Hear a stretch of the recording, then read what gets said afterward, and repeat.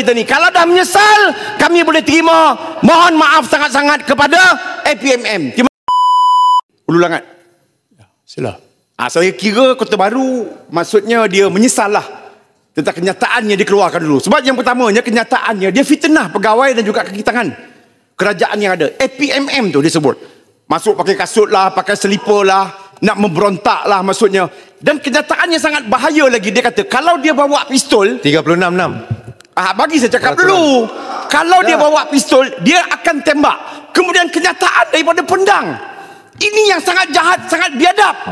Maksudnya ada usaha untuk membunuh Presiden PAS. Kalau begitu saya nak minta kepada ahli Parlimen Kota Baru Ulu dan Lanat juga ni Pendang, teruk lah, kalau boleh mohon maaf kepada Tok Guru Presiden PAS, mohon maaf kepada APMM, mohon maaf kepada Menteri, mohon maaf kepada KDN dan juga mohon maaf kepada seluruh masyarakat dan rakyat dalam negara kita ini. Sebab buat fitnah, buat sangkaan jahat kepada pegawai dan juga kaki tangan kerajaan yang terdapat dalam negara kita ni. Kalau dah menyesal, kami boleh terima. Mohon maaf sangat-sangat kepada APMM. Terima kasih Yang Berhormat Menteri. Terima kasih kepada Datuk Speaker. Saya tak nak respon apa.